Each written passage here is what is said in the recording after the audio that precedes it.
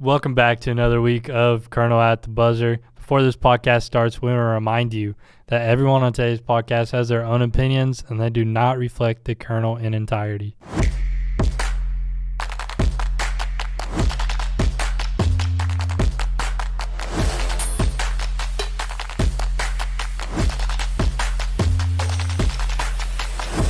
Welcome back to another week of Kernel at the Buzzer. I'm your host, Kai McClelland. Once again, I'm joined by my co-hosts, Schill and AJ Nava.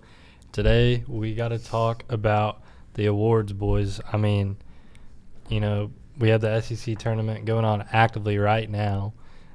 We have all the biggest players, taking a break because they're on bye.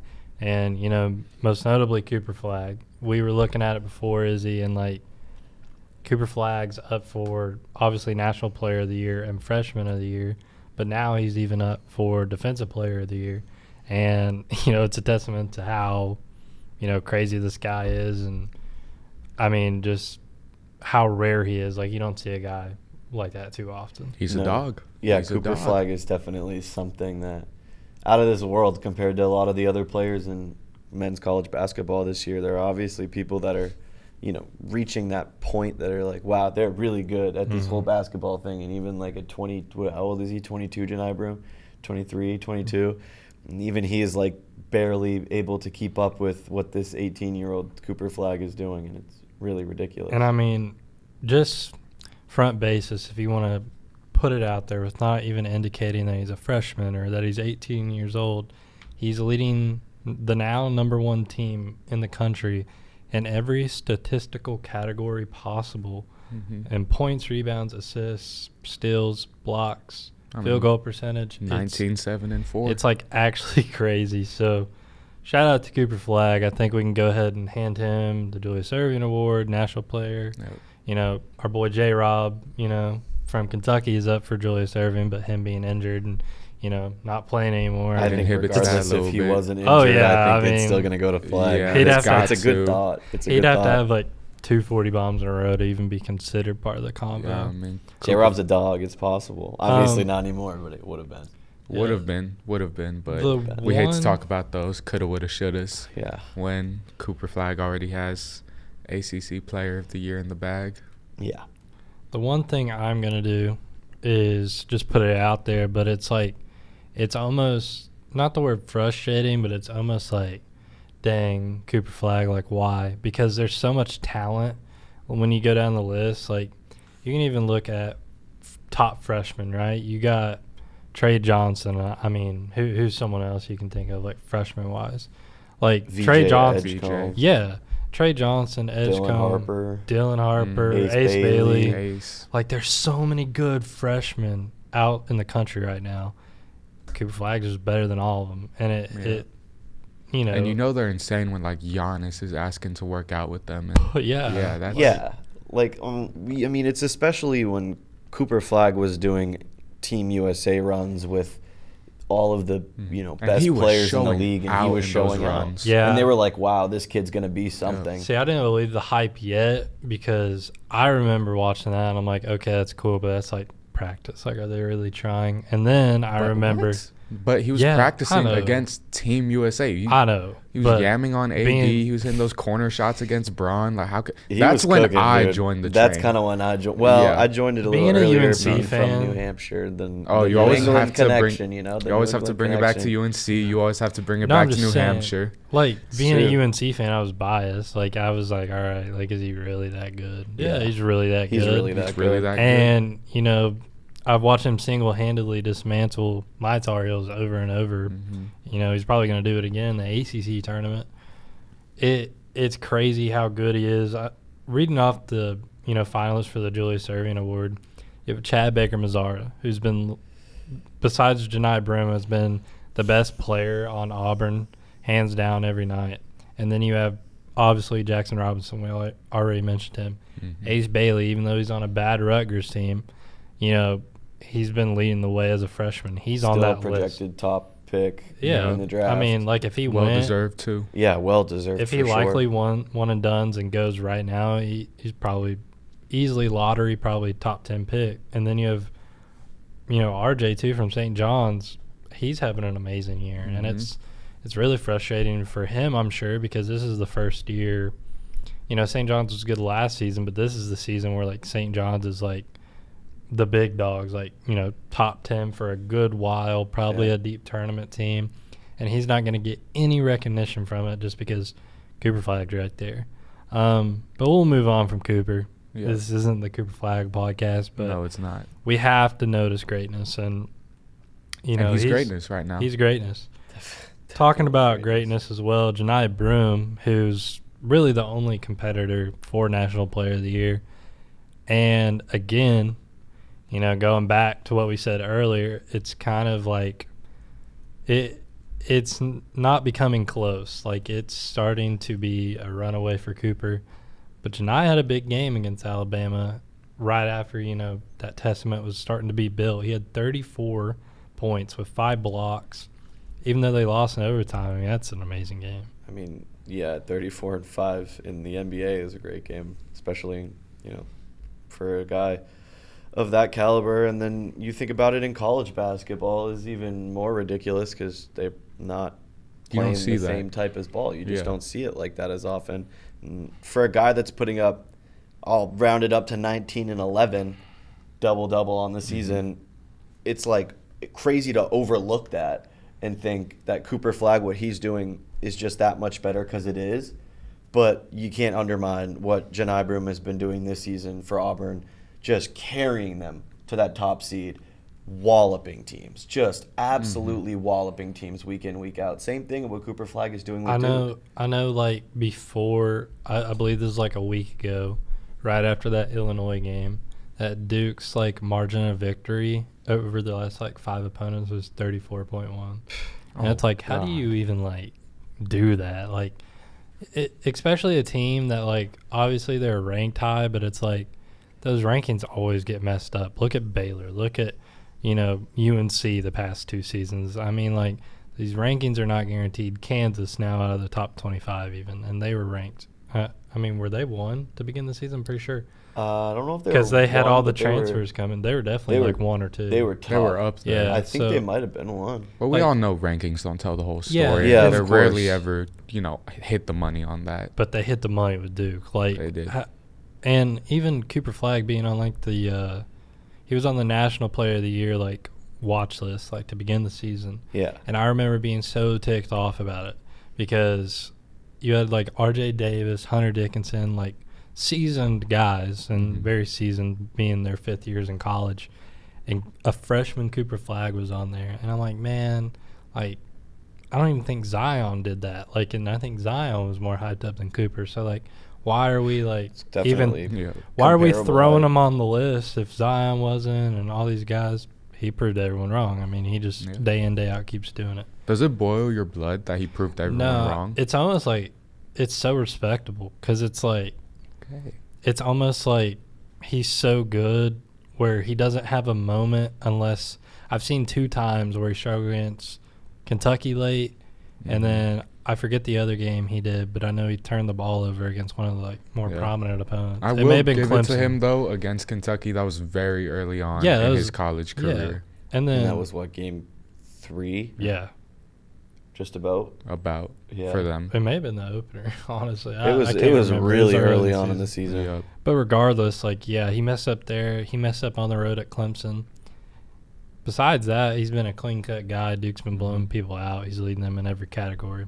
It's crazy. We got to talk about the Bob Cousy Award because I think of any award, I think this is the most, like, controversial one because there's so many good point guards out in the nation. If I were to take one right now, unfortunately, Cam Jones, you're great. You're one of the best scorers in college basketball past couple of years. Braden Smith, you're great. You've been great while you've been at Purdue. You've been a double-double machine. Zakai Ziegler, you're annoying. You're short, He's a pest on defense. You're one of the best playmakers out there. But I think this has got to be between Walker Clayton Jr. and Mark Sears. Yeah. And I think everyone's got to agree with that. I don't know. Mark Sears has been so consistent scoring the ball. Even, against Auburn when he had one of the lowest games of his season, if not scoring-wise. He hits the game winner. It's like you have a guy so capable of hitting a game winner, having an off night. That's crazy. And Walter Clayton, I mean, we all knew Florida would be good this season, but he's taken them to new heights. I mean, his shooting ability, along with Sears, is what makes both Alabama and Florida dangerous, because you have a guy in the court who can straight up make 6 3-pointers a game and continue to do that from the free throw line and the other levels of scoring. That's a 30-point game every night. And I don't know. It's a tough decision. I don't want to get your all's input on Sears and Clayton. Like, who would you give it to? It is a really tough decision. But it's tough. I'll give the edge up to Mark Sears. I'm also giving the edge over to Mark Sears on that. I think the only reason you can give it to Mark Sears is Alabama was just that squeak better than Florida. Mm-hmm. And that offense was a little more high-powered, I think, than Florida was. And Mark Sears was a big reason for that offense being so good. I mean, he was a reliable all season. Never really had that, like, off game, you would think. Like, that 19 points he's averaging. Yeah, I mean, 19 and 5. That's a great. Walter Clayton's doing 17 and 4, so obviously, like, extremely close numbers for point guard stats. But I think when it comes to impact on the team, impact on the season, Alabama is dang near, like, got a great shot at winning the SEC championship. And last season, crazy run with Mark Sears on that team, doing great things for them. I think being able to reflect that again this year puts him over the top, makes him deserve that award. I think it's Mark Sears. The only thing, like, I love Mark Sears, and I think he's deserving the award, but, you know, there is a lot of talk about Braden Smith, and, you know, I kind of brushed over him a little bit, but, you know, he's easily the best, you know, assist man in college right now. And, you know, unlike Sears or Clayton, he doesn't even rank in the top 150 points-wise, but just because he's averaging, you know, 16 and 9, like, it makes him, like, right there on the edge of being, you know, close to Sears and Clayton. So I don't know. Could go to Braden Smith. He is the favorite for, like, Sports Illustrated and some of the big, you know, publications, but I just don't see it coming down the long run. You know, Sears is going to have a 30-bomb in the SEC tournament, or Clayton's going to do the same, and they're just going to, like, they're just going to boost their stock up. You know, when, like, Purdue gets beat by MSU, horrible, and Smith has, like, you know, 14 and 8, then it's a good game. But the only reason I think Braden Smith shouldn't win the award or won't win the award, because Purdue's losses. That, and also his inconsistency has been a little bit tough throughout the season. Every other games for a little bit was like 15, 20, and then like 8, 6, 7, 9. And like even in like the later stretch of the season, there was some games where you really needed strong performances from him, and you didn't get it. They lost, 4 games in a row, conference games in a row in February to Michigan, Wisconsin, Michigan State, and Indiana, and he didn't play great in any of those games really besides his 24-7-6 at Michigan. And they just barely lost by 2, but otherwise they're losing by enough to where if he was to perform better in those games, they would have won, and that conference record would be better, their overall record would be better, and I think that you can chalk some of those losses up to Braden Smith's performance. And to piggyback off that, those conference games are where you determine what a player is. That's where you measure him on. That's where you guys see it's more important, conference games. And to piggyback off that, yeah, I agree 100%. When he fell off in those games, that lowered his stock so much to me. That's why I don't even bring him up in the conversation. I'm sticking with Mark Sears. I do think it's realistically a 2-man race. Yep. The Jerry West Award's weird, and I'm not even going to pick a winner because I can't really. It's rough because, you know, you have Edgecombe there and Trey Johnson, both younger guys. And 2 of the best freshmen in college basketball. And they've been scoring loads of points. I know it's not the only thing you do in basketball. You know, I think Edgecombe's game is a whole lot better than Trey Johnson's overall. But Trey Johnson has been carrying that Texas team. Baylor, even though they're ranked so high, they're still a decent team that you don't want to run into. But just because their teams are so bad, I don't know how much of a factor that plays into the awards, but I would assume a great amount. And, you know, with that, you have Caleb Love, who's criminally overrated. And I'm not just saying that. Like, he shoots bad from the field. He's been the main reason that Arizona's lost some of the biggest games this year early on. You know, before they got – I know they started conference play so hot, but they fell off bad off of that cliff, and it was because of Caleb. Were you still saying Caleb Love was overrated last year? I mean, no. I just think he's done his time, and the fact he's, like, on this list as a finalist, it's almost like a toss-in. But then you got Haggerty and Chaz, who, again, great scorers, good defenders, but Tennessee's fallen off the cliff, and Memphis you dropped a couple bad games there, here and there too. So it's like, do you just give it to Chaz? Like, I guess that's like the best option. But here's why. I don't know. Here's why it's going to be Trey Johnson, and this is just my personal opinion on why I believe it's going to be Trey Johnson. But Texas is a school that has not been known for basketball in a very long time. You know, I'm going to maybe over-exaggerate this a little bit and say the last, like, star that we've seen really shine coming out of Texas was Kevin Durant. Maybe I'm missing a lot of people in between there, but that's about all I can think of. I mean, that's the biggest name, so, you know. Mo Bamba. Did Mo Bamba go to Texas? Yeah. That's awesome. Okay, yeah. I didn't know that. Well, shout out Mo Bamba. But, you know. But staying as I was saying, Trey Johnson, as a freshman, all SEC, SEC Rookie of the Year. 23-2. 23-2, all freshmen, shooting 43. We're this close to 50, 40, 90. We're like this close. We're 2% on the free throw, 0.5% on the field goal. We can give him 50, 40, 90 because that 0.5, that's he's close. He's right there. And Texas basketball was horrible. Trey Johnson comes in. This team is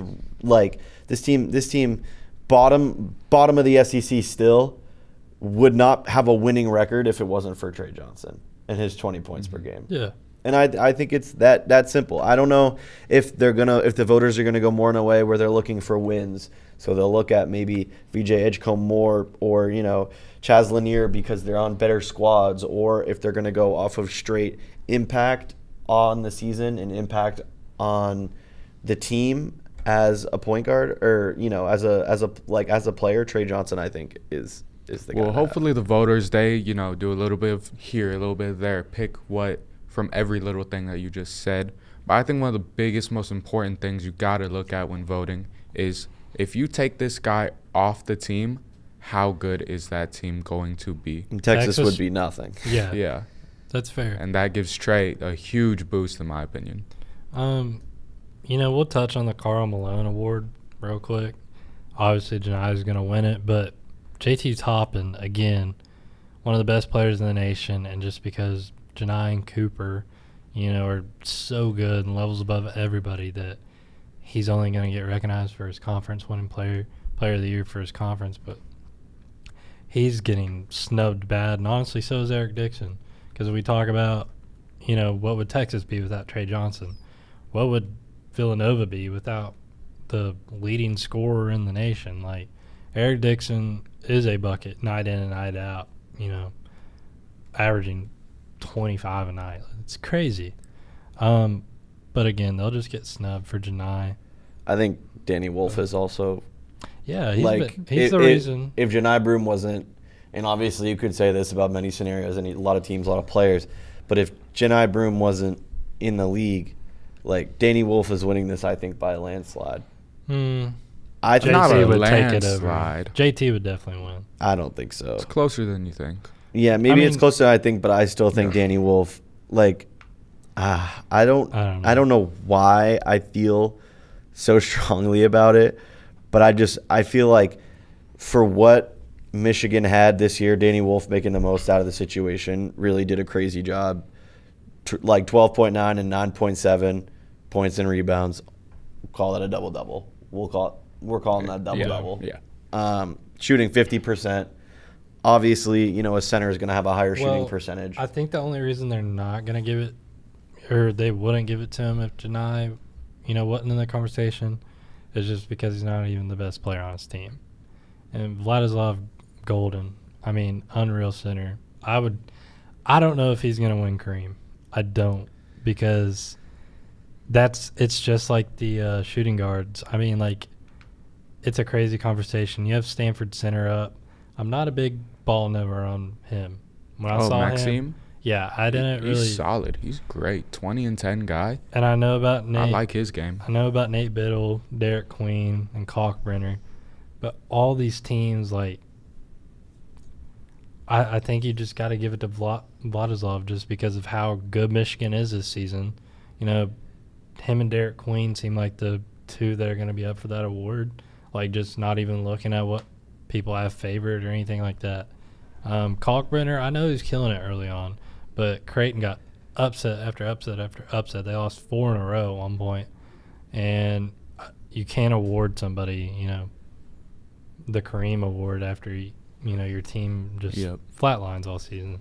Stanford's not good.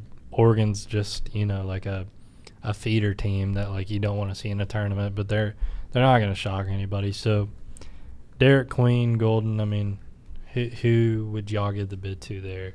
I'll give it to the Frenchman from Stanford. Honestly, Really?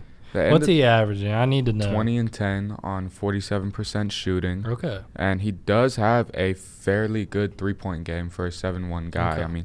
I'm looking at the last 5 games. He shot from 3-point 40%, 66%, 40%, 0%, but I'm sure he only shot one or two and missed both. Type deal. And another 42% game to end the season off.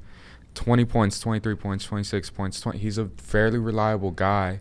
That 20 and 10 he's averaging isn't from scoring 30 one night and then scoring 10. He's solid in the 18 to 23 games, 23 points a night. I want to give it to the Frenchman. I think he deserves it very well. He's had a good season. Stanford's 19 and 12, not terrible. It's just he's my pick. Okay, I just feel straight up though, like Izzy said earlier, it's what would that team be without that player? Stanford's already bad. They're not bad, but they're not bad. They're middle of the line in a horrible conference. So it's Maryland. Where would they be without Derek Queen? Because he's the clear star. That is the exact direction that I was going. You mentioned Danny Wolf too. Michigan would probably be how Stanford is. They would be. It's the same thing with Trey Johnson. Yeah. So true. I'd probably give the bid to Derek Queen here, for sure. What's Derek Queen got? Also 15 points, 9 Queen. Rebounds, 2 assists, 52% field goal. Not Don't bad. look at his 3-point percentage. Oh, what's his 3-point percentage? 8.3%. You know what? Not all centers are expected to shoot the 3. It just gives them a nice bump. In today's game. Not everybody. Yeah, well, Derek Queen's more of a traditional center at 6'10", 246. So I'd say he's banging in the post, but he's really, this Maryland team dang near top 10 in the AP top 25. Yeah. They're not 24-7 without him. When's the last time you've heard Maryland and AP top 25 in the same sentence? I don't even talk about Maryland in my day-to-day life. They've been in the top 25, just not top 10. Not top 10. 10 is crazy. And Derek Queen's really carrying that team on his shoulders with not a lot of help. Really not a lot of help. Oh, I don't like this. One of his last games, he scored 10 points on 18% shooting as a big against MSU. Hey, that hurts him, in my opinion. It's a rival game. They tore Michigan apart too, though. So, but you know what? When you disappear in rival games, that's disappointing. Mm-hmm. So give it to the Frenchman. Yeah. Real quick, let's mention Defensive Player of the Year. Yeah. Mm-hmm.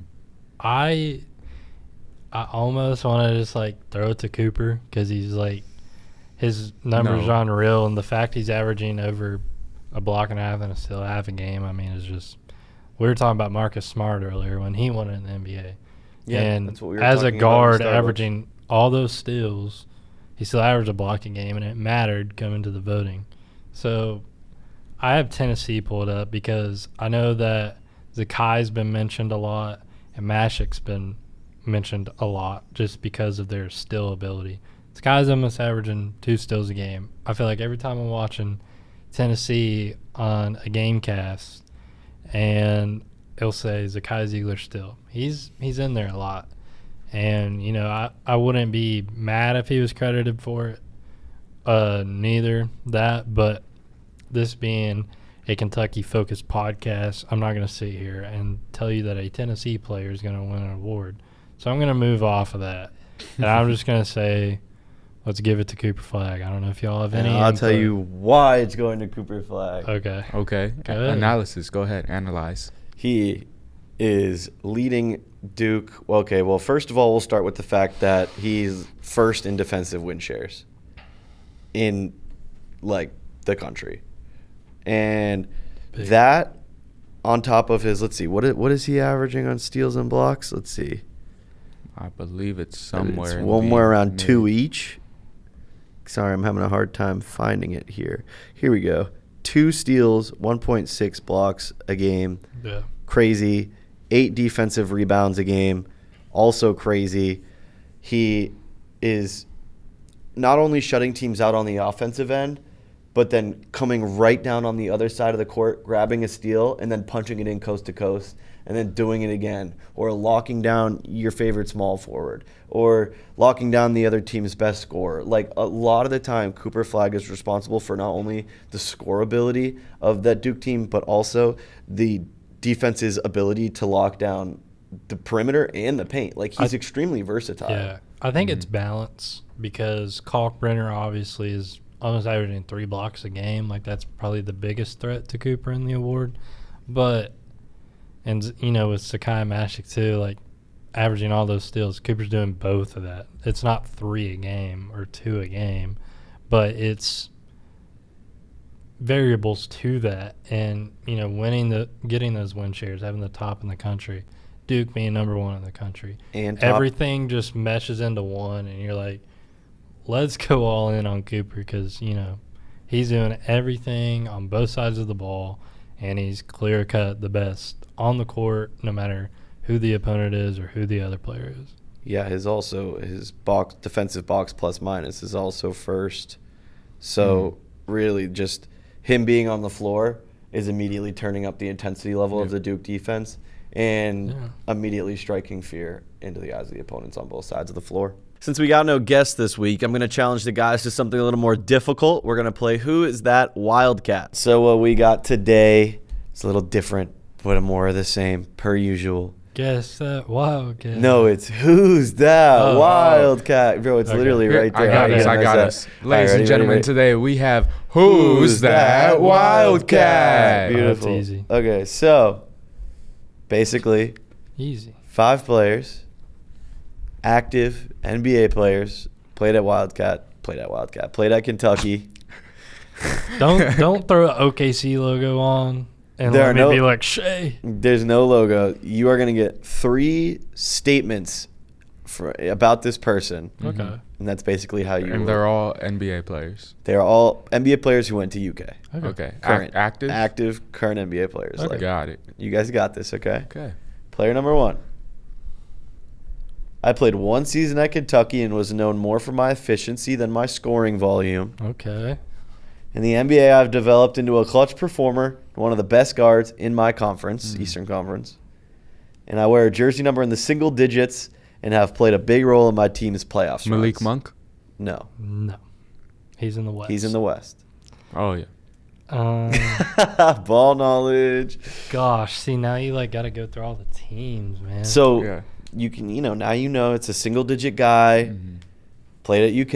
It's got to be so obvious. Dude. Developed into a clutch performer. One of the best guards in the East. Active. One of the best guards in the East. This is a young player. This is crazy. Because, Tyrese Maxey. AJ got it from me. I knew he was going to get it. Wow. Were you going to say that? Yeah, because I saw Philly and I instantly thought of him. Tyrese Maxey. I was going Kentucky through my mind. has so many crazy So many guards. guards. So many guards. That's what makes it so hard. You have to go through a Rolodex of players. Frankly, you become jaded because he dropped so Yeah. many 30-point, You don't even 40-point think games. about the fact that he wasn't a huge scorer. It's here. almost like Shea. Yeah, Like, Shea wasn't wasn't the a best huge at scorer Kentucky. here either. So it's just like that. And it's Okay. hard because he's been out for so long. I Yeah. forgot about him. So now Yeah. you guys kind of get the flow of the game, how you For got to sure. think about it. Let's roll into this next question. Okay. Thank you, Player Tyrese. number 2, first clue. I won multiple major awards in my one season at Kentucky. Was known for my dominance on both ends of the floor. I was a top 10 NBA draft pick, but not number 1 overall. Oh, See, I was gonna never say mind. Davis. I know you Never guys were mind. thinking Anthony Davis, but he was not the number 1 pick. And in the NBA, I've been an all-star and known for my rebounding defense and ability to stretch the Boogie. floor. Carl Anthony Towns. No. What? Cal was a top 10 pick, wasn't he? Yeah. Okay. Rebounding, defense, and ability to I will stretch the tell you guys floor. this is also the East. Nerlens Noel. Oh, he's not active. Not Nerlens Noel. He's not Not active in the Nerlens U.S. Not Nick Richards. Bam? Bam Adebayo. What, Oh, bro? man. So 2-0 lead for AJ in the Ah. ball knowledge check. Bam. I'm a West guy, man. All right, well, I'm we'll a get West to it. guy. We Hey, got you s- can be a West guy. I'm an NBA guy. We got some West. That's a Wow. Bar! You're all right. That's a bar. All right. AJ up 2-0. Player number 3. First clue is I was a highly rated recruit coming into Kentucky, but I didn't put up massive numbers in my one college DJ season. Wagner. Sorry. Not Sorry. DJ Wagner. Number 2, I was drafted in the late lottery and have shown flashes of stardom early in my NBA career. Number 3, currently play in the Eastern Conference and have become known for my smooth scoring ability. This player also has an all-star nod to their name. Tyler Hero. Tyler Hero. Wow, dude. You're just getting cooked right now. That's what I do. So this game's That's over. what I do. But what we'll do is give the host special for Kai, but on the fourth question I'm and thinking the fifth too question. much. You're thinking too much, dude. Yeah. You just gotta put it together. Put it together. You got it. Play number 4 here. Clue number 1. My work ethic and energy made me a fan favorite at Kentucky. I went undrafted but worked my way into the NBA through Summer League and G League opportunities. And I split time between my NBA team and G League affiliate, but I've made an impact at both levels this season. Reed Shepard. No. I was That's a trying to good get it guess, out. though. That's a good guess. Not it's like not similar to Reed Shepard at all, but that's a good guess off the clues. Okay. Not Kason Wall. Oscar Sheboy. Oscar Sheboy. Wow, dude. He is he's toasting you up Dang. right I now, love dude. Oscar. He is It makes toasting you up like a sense slice of white right bread, when I bro. hear it, man, This too. is I tough. would like to personally thank Oscar Sheboy for taking a selfie with me at the volleyball game my freshman year at Kentucky. And I would like to also personally thank him for pointing at me in the eruption zone when I said, Oscar, you're really good at rebounding. Yeah, I mean he is really He's a good nice at guy. rebounding. He's a great guy. He's a great guy. He's a great guy. Awesome rebounder. So we'll do this last one for fun, and I think All this one's right. going to be difficult for both of you all. No, I gotta get one. You got to get Right. one. You got to get one. I'm This slow is- today, man. We're in the West. I'll tell you Not that on. right now. We're in the West, okay?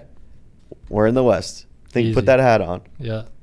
Player number 5, clue 1. I was part of one of Kentucky's most loaded teams. Where Wait, several. can I answer it now or let we wait? Let's go through the clues here, Okay. because I guarantee it's wrong. Okay? Where several of my teammates also made it to the NBA. Clue 2. My size and versatility made me a valuable draft prospect, though I wasn't picked in the top 5.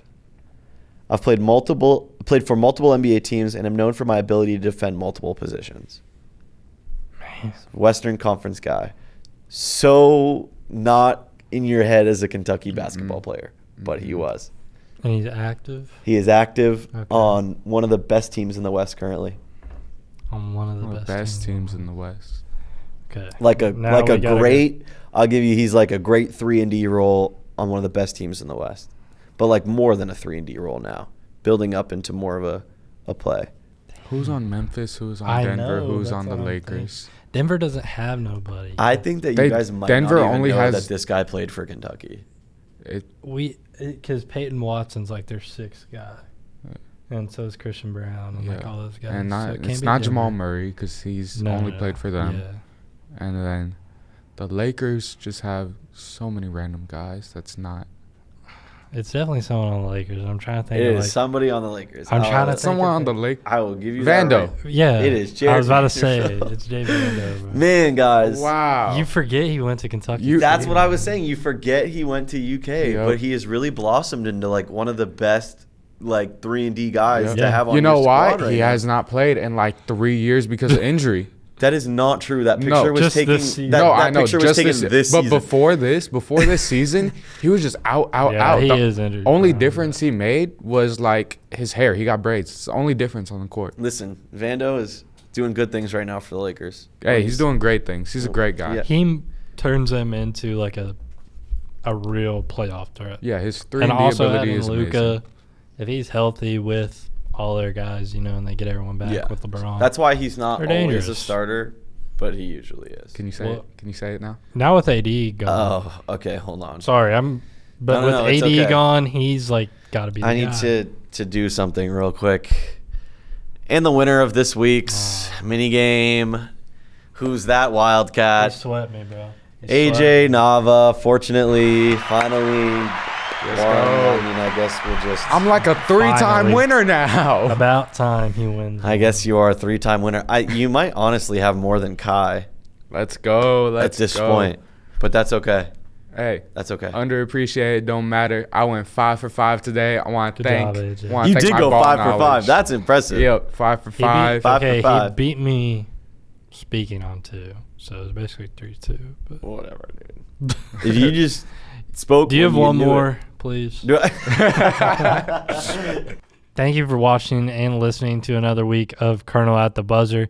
Make sure to comment who you think is going to win the college awards. Once again, we want to remind you to go to KY Kernel Sports on Twitter for all your sports news and updates, and also check out our website, kykernel.com. I've been your host, Kai McClelland, and we want to thank you for catching up with the Kernel.